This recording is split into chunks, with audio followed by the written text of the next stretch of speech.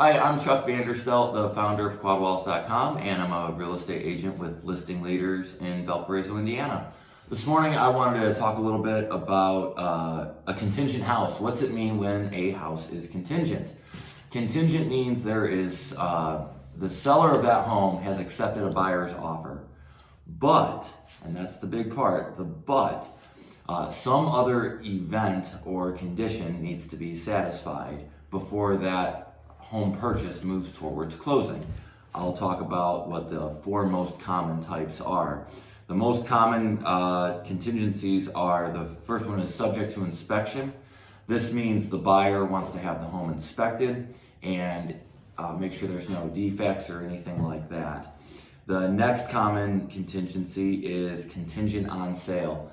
This means the buyer of the home has a home that they have to sell, and they do not yet have an accepted offer on this home that they have to sell. So we see that one quite a bit.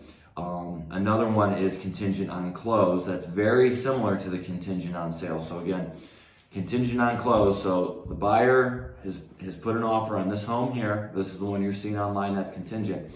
And they've got a home over here that they need to sell in order to complete this purchase. But this home they have to sell, they now have accepted an offer on it. So that's a contingent on close. The last one in my market is a contingent please show. Contingent please show means the seller has accepted someone's offer, but something really unique is going on. I like to think of this contingency as the catch-all. It's when there's some type of condition or event that needs satisfied and it doesn't fit neatly into the other types of contingencies. Maybe it's a really long closing time period, or the buyer has some type of special situation that they're not real sure about. Next question that we get a lot is timeline. How long can a house be contingent for? It can go on for weeks or months. It really depends which contingency it is. And I have an example. There was a home that I have where I'm representing the seller and our buyer has a home to sell, and we keep giving this person more and more time to get their home sold. So we keep renewing, so that's causing that contingency timeline to go even longer. And then even once they do get their home sold and they get it under contract, they're going to want to inspect this home over here. So we're going to switch contingencies. So you can see a home be contingent for weeks. It could even turn into a couple of months. What's the difference between pending and contingent? Again, a contingent home means that the seller has accepted an offer, but some event or some condition needs satisfied.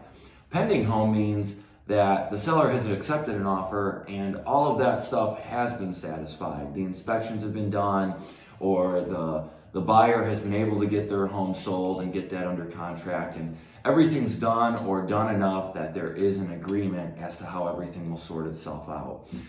Don't spend a lot of time looking at a home that's pending. Your likelihood to get in that house is very, very low.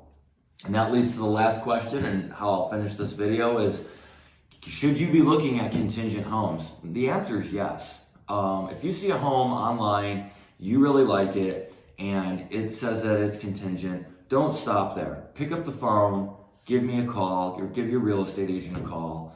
If you're on my website, quadwalls.com, reach out to us. We can investigate that contingency, call the listing agent, find out what's going on with the property, and get back to you and let you know the likelihood that you can get that home. So that's a little bit of understanding on contingencies, and feel free to reach out to us with any questions and take a look at quadwalls.com. My name is Chuck VanderStelt. Thanks for watching this video.